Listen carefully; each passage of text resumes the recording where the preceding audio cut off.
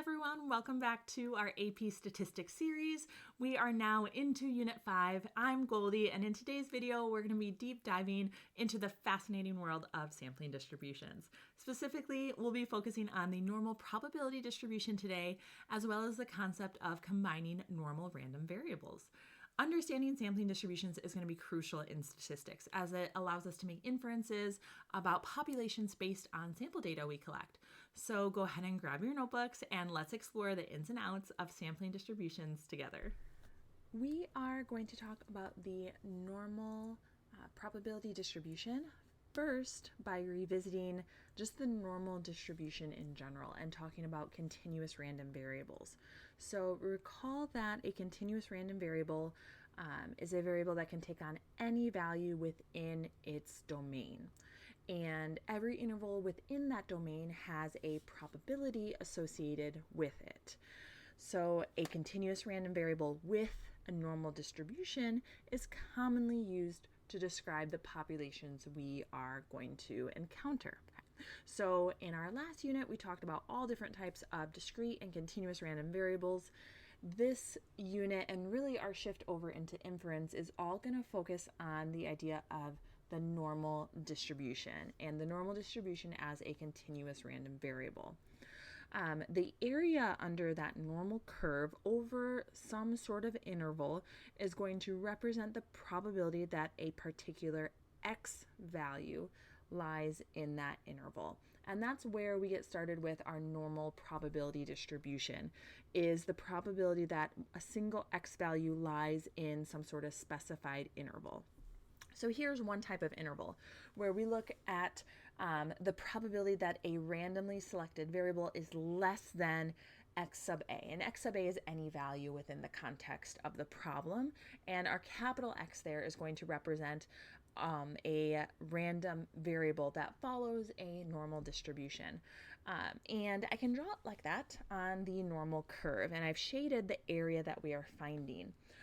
Now, we have solved problems like this before, but we've always associated that shaded region with an area or with a percentage. And now we're making the shift over into probability because that shaded region is going to be associated with a probability because X is modeled with a continuous random variable that is a normal probability distribution. A lot of fun words in there, but the beauty of this is it really builds on knowledge we already have in AP statistics. If we're looking at the probability that it lies between two values, x sub a and x sub b, again being some sort of data value in context, we're going to have something that looks like this. Okay? Not always perfectly symmetric in the middle, but we're going to have a shaded region between two values. And then the last possibility here is the probability that our randomly selected variable is greater than some sort of value. And that's going to look like this, shaded on our normal distribution. So again, something we've seen before, but now we're going to assign probabilities to it. We've done areas, we've done percentages, now we have probabilities associated with these shaded regions. So some things to remember about continuous random variables. The probability that our continuous random variable is equal to a value is 0 for any continuous random variable. And we really dove into that a little bit more in the past unit with our random variables, but a single value equal to is going to be 0, which is why we always look on intervals, which is the three things we just went over. Those three types of intervals is always what we're going to be looking at. So because a single value has an assigned probability of 0 in it, our greater than or equal to is the same as just greater than, because those individual values are considered insignificant in a continuous random variable setting. And for us, since we're dealing with the normal probability distribution, they are going to be insignificant as well. Okay, so that's really all of the information I wanted to make sure we went over before we get into our first problem. Again, because a lot of this we have seen before. Okay, so let's look at this problem. So the heights of young women follow a normal distribution with a mean height 64, standard deviation of 2.7 inches. If you were to choose one woman at random, what is the probability she is less than 63 inches? Okay, so now we're trying to find the probability that we randomly select one single woman from our population, so selecting one value from our population, what is the probability that she fits this description? The problems we have seen before have looked identical to this. The only difference was instead of asking for a probability, it asked what percentage of women are going to be less than 63 inches. So there's just a small change in how we ask this question, but how we solve it is going to be very similar. Okay, so what is the probability that that singly selected woman is less than 63 inches? Okay, we're going to have 4 steps to solving this problem. In AP Statistics, we want to communicate our work. Okay, it's a huge part of what we do. So remember these 4 steps when we're solving these normal random variable problems. Step 1 is going to be your communication step. We want to communicate what our random variable is and the distribution that it follows. And for these problems, this information is just given in the context. Okay, so what this looks like is defining what our random variable is. I'm going to choose capital X equals the height of the women. You could choose, by notation, we usually choose any capital letter, capital X, capital Y, capital Z, any capital letter, but it could really be anything. I use capital X a lot. So capital X is going to be the height of women. That is our random variable. That is what we are going to be choosing. We are going to choose a single random woman, and that is going to follow a normal distribution with a mean of 64 and a standard deviation of 2.7. So remember, this is really our 3 pieces to communicate what distribution our variable is going to follow. We communicate the shape, the fact that it's normal, the mean, 64, and then the standard deviation. So we need those 3 things. Now, all of this information was given in the problem. So step 1 is just kind of setting it up and communicating what it's going to be. So I'm going to put that off to the side. That's what we've come up with so far. Next, step 2 is to write down our probability statement and convert it into a z-score. Okay, so when I say the probability statement here, we want to communicate what are we trying to find? We're trying to find the probability that X is less than 63 inches. So the probability that our randomly selected woman is going to be less than 63 inches. And very important, this is just the notation for it. Okay, this is not an inequality we are trying to solve in any way. This is just part of the notation for communicating what we're trying to find. Now, when I say convert to a z-score, right now we have our X distribution and 63 represents inches, height of a woman. So with any data set, in order to find the probability, we are going to have to look at the standard normal curve. And in order to get that, we have to convert everything to a z-score. Okay, so whatever your data is, we are always going to be converting it to a z-score to show our work here. So remember that our z-score, to convert to a z, we take our X value, we subtract the mean, and we divide by the standard deviation. So that's the work you see here. Now I've trimmed up a lot of the work just to show, okay, what do I need to communicate on paper, especially for that AP exam? What do I really need to show in our problem? So we want to show that first we are converting our data into a z-score. Our inequality will always stay the same here. And then we take that 63, we subtract the mean, and we divide by the standard deviation. So I do want to show those values plugged into my formula, but you don't have to necessarily write down the formula that goes along with it. And then what is that z-score? So if I solve that z-score, it's negative 0.37. So I'm looking at the probability that z is less than negative 0.37. Okay, so now I'm working with my z-scores. Okay, so that's what I have figured out so far. Now what do I do? Well, now we converted into z-scores. Now it's going to be easy to draw our curve shade the region we're trying to find the probability of, and actually find it using technology. Okay, so on our calculator, usually your TI-84 or your TI-84 plus or CE, whatever it is, you want to go to your distribution list. So you're going to go to second bars, okay, and you're going to get your distribution list. And we, of course, are going to be in our normal CDF. Okay, normal CDF number 2, we are in the normal distribution. And we enter in our lower, our upper, and our mean and our standard deviation. Okay. Now our lower, because we're looking at z less than negative 0.37, our lower is negative infinity. Okay.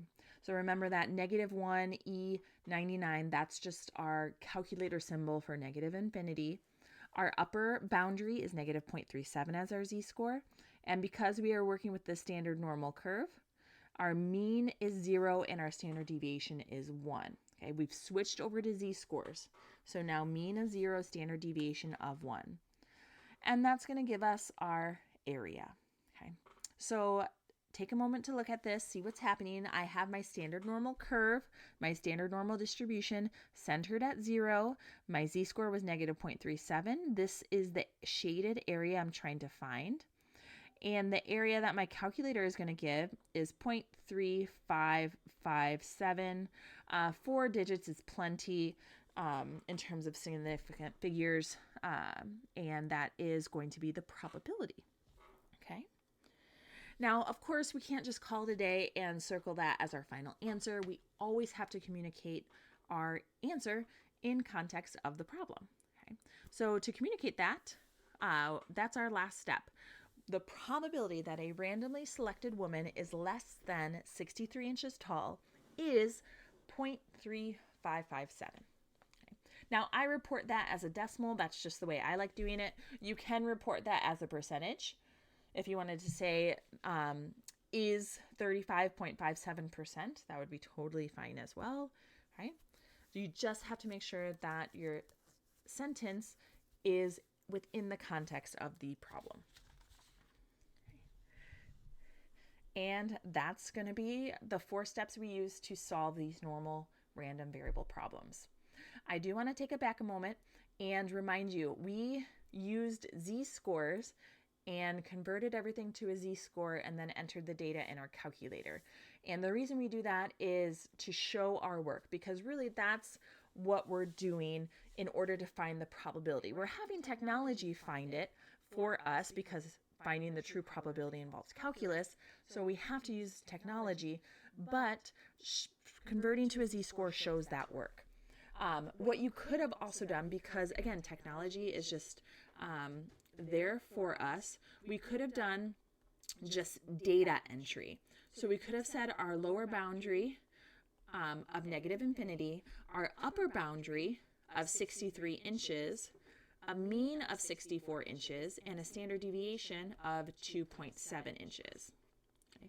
Now, if we enter that into our calculator, behind the scenes, our calculator is going to convert it to a z-score and then find the probability. And it does that for us. But we want to make sure that we are communicating our work by finding that z-score. So just remember that you can do that. That is another option, but show your z-score work on those problems. Okay, we're going to do 2 more examples with the same data. Okay, the heights of young women follow a normal distribution, mean height of 64, standard deviation of 2.7 inches. So that is not changed. What it is going to change is the question we're asking now. If you were to choose one woman at random, what is the probability that she is greater than 66 inches tall? So following those 4 steps, first we're going to communicate this random variable and the distribution it takes. So X is still the height of women, and it still follows a normal distribution with a mean of 64, standard deviation of 2.7. That's step 1. Let's communicate. Step 2, what is the probability? And we're going to convert that into a z-score. So now we want to know that the probability a single woman selected at random is going to be greater than 66 inches tall. Now we have Z greater than 66 minus 64 divided by 2.7. So of course that's our data, point minus the mean divided by our standard deviation. And then we actually figure out what that Z-score is. And then we can find our probability associated with it. So this is where we turn to our calculator. Again, here's a screenshot of our normal CDF. And what you don't have to do is actually put down any sort of calculator speak. Okay, going from Z greater than 0.741 and then writing down the probability. When you write down the correct probability, everyone knows that you used technology. No one assumes you used anything else besides technology to find that answer. So you don't have to show any work for this. What is that going to be? That's going to be an area of 0.2293. And area corresponds to probability here. Okay. What I do want you to do is to draw your curve. Okay, draw your standard normal curve centered at 0, out 3 standard deviations on either side, and then shade the region you are trying to find. And our calculator is going to give us a probability of 0.2293. Again, area, probability used interchangeably here. And then we have to conclude with our sentence that has the context. Always have the context to it when you're concluding here. The probability a randomly selected woman is greater than 66 inches tall is 0.2293. And then our last problem, example 2, if you were to choose one woman at random, again, from the same distribution, what is the probability she is between 64.5 inches and 70 inches tall? So from the same distribution, X is still the height of women, and it still follows the same distribution we have been using. Now we are going to write our probability statement like this. So now X is going to be between these two values. Okay. Now you'll have two values you have to convert into Z-scores. So you'll take 64.5 and subtract the mean, divide by standard deviation, as well as take the 70, subtract 64 and divide by 2.7 as your standard deviation. You'll have two Z-scores on your standard normal that you will find the area between. So on your calculator, this is what it's going to look like. Now you don't have those infinity boundaries. You have a lower and an upper boundary. You're using Z-scores, so your mean and standard deviation come from that standard normal distribution from your Z-scores.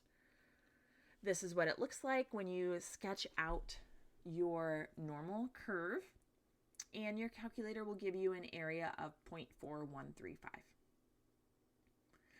In context, what is that going to be?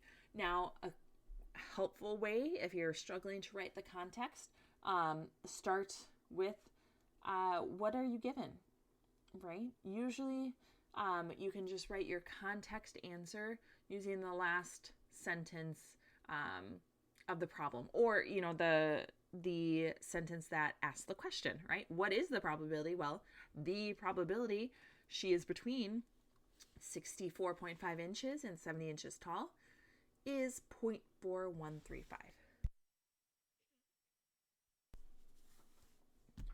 And those are 3 examples of our normal probability distribution. Now we're going to switch into another exciting area, getting ready for our sampling distributions, and we're going to be combining normal random variables. Okay. Now we've talked about combining random variables before, so this is going to feel, well, this is going to be review. Not only is it going to feel like review, but it is going to be review. And we're going to apply it to our normal distribution now. So here's some things to remember about combining random variables. The shape. First, when you combine 2 or more distributions, specifically normal distributions in this case, it's going to result in a combined normal distribution. So if you have 2 normal distributions, combining those 2 random variables will also result in a normal distribution. Now, I could take the time to show you this, but you can also just take my word for it here. Okay. The center. This is going to look familiar. Where we have that capital E, we're talking about expected value. So if we have an expected value of two random variables, X and Y, that are being added together, to find the expected value of their combined distribution, you're going to add up their individual expected values. Same thing if you're subtracting them. If you are subtracting two random variables and you want to know the expected value of that combined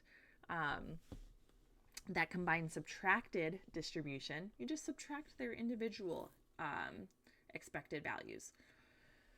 And remember that expected value is also represented as mu sub x. Okay, so more commonly with our normal random variable, you'll see it represented as a mu, okay, as mu equals what some sort of value, but it's an expected value. Our spread. So reminding you of our spread, we can find the standard deviation of two random variables that we add by adding their variances. So variance would be standard deviation squared of the first, standard deviation squared of the second, adding them together and then taking the square root. And that's going to be the standard deviation of that combined one. If we are subtracting, we also are going to add. Okay, notice those two formulas are the exact same. That's not a typo. You are always going to add variances when it comes to combining random variables. Always add variances. Remember, we talked about this. We said when you put together two random variables, you are in fact creating more error, right? You're creating more spread, more uncertainty. So even if you are subtracting them and finding the difference, that uncertainty still grows because you have two random variables there. The random variables must be independent. That was a footnote when we are adding these variances together. So they have to be independent. They can't influence one another. And why are we doing this? Okay, so we reviewed shape, center, and spread, combining random variables, applying it to a normal problem will happen in one moment. But why are we doing this? Okay, we combine multiple normal random variables to make a new distribution, which might seem like, well, duh, Goldie, yeah, we're making a new distribution of it. But that new distribution is going to help us answer questions that we haven't been able to answer before. And I'm specifically hinting at some of the inference problems we're going to run into a little bit later on in the coming units. So by combining them now, by talking about how we combine them now, it's really setting us up for success a little bit later. We're going to look at two examples to finish off this set of notes. So here's the information for the adding normal random variables example. So you can read this. We're talking about 4 team members on a track team. Each team member is going to run part of a relay. Each team member has their own mean and their own standard deviation for how they run it. Okay. Now we want to know what is the probability that the total time taken by the team to complete the relay race is between 42 and 46 seconds. Okay. 42 and 46 seconds. So two things that they point out here. Each leg, so each runner is independent of each other. That's going to be an assumption we have to have in order to combine these. And each runner follows a normal distribution for their time. So because both of those things are stated, we can actually add these normal random variables. Okay. How can we find this? Well, come up with a way to communicate this distribution first. Okay, start with communicating. T is going to represent total time. You could have any variable here. T is going to be my total time. And really the problem I want to find is the probability that that total time is between 42 and 46 seconds. Okay, that is what I'm trying to find. Now, if I knew what T followed, okay, what does T follow? Then I could convert to a z-score, find the probability using my calculator, and then answer the question. But I need to know what distribution does T follow here. Okay, well, in order to find that, I have to define t a little bit more. So I'm going to write down this. T is equal to the total time of all 4 runners combined. Now I use it R1, R2, R3, and R4. R is the random, represents just a random variable of the runner. Okay. Now each of those has their own mean and their own standard deviation. So T is going to be the combined total by adding them all up.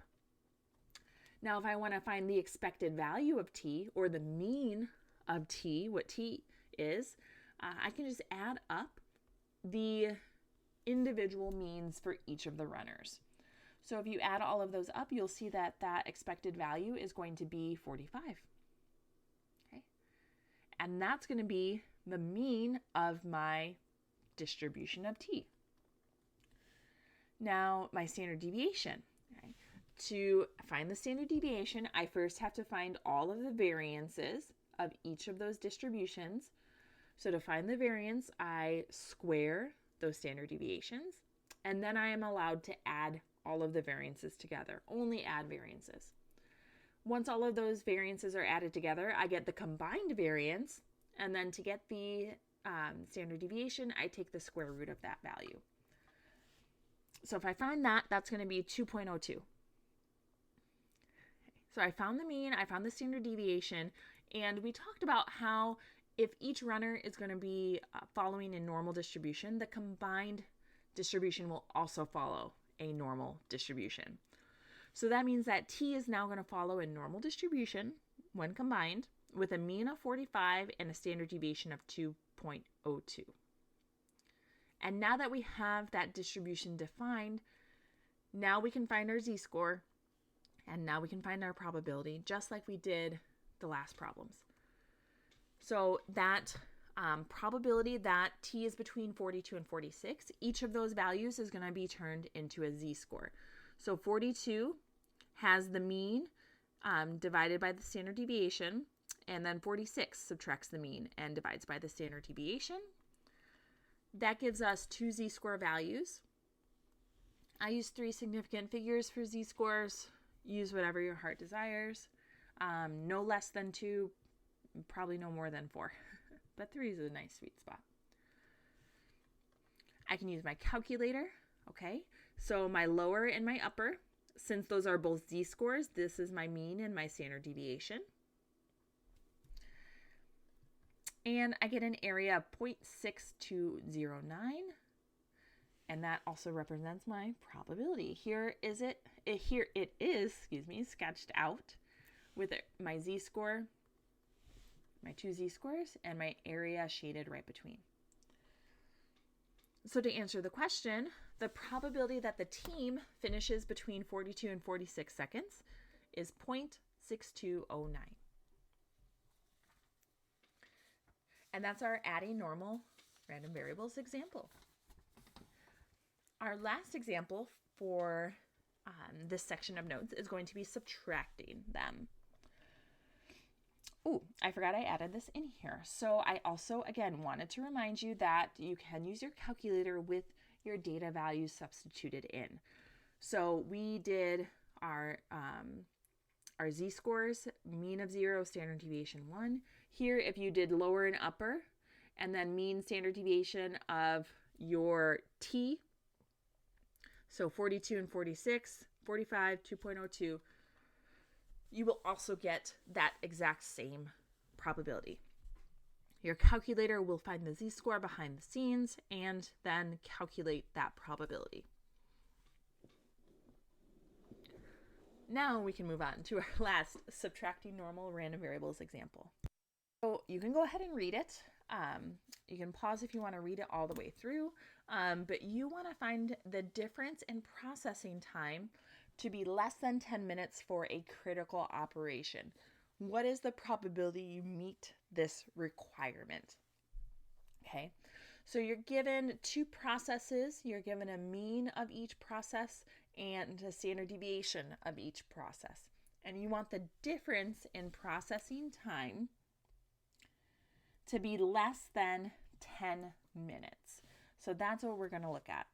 Let me first write down the information from the problem, I'm going to let process 1 be X and process 2 be Y. And 25, 5, and 20 and 4, that's information I was given in the problem. What am I trying to find? Well, I want to know the probability that that difference is less than 10. Now, kind of like the last problem where we had capital T represent our total, you could do like capital D equals X minus Y, and then use the random variable D. Okay, find the probability that D is less than 10, right? So you can use another random variable to kind of represent that. I'm going to use X minus Y kind of the whole way through here. So if I want to know the mean of X minus Y, so the expected value or the mean, I have to subtract the means of those two processes. So this is just going to be 25 minus 20, and it's going to be equal to 5. To find the standard deviation, I'm subtracting the random variables, but we always add variances, no matter what.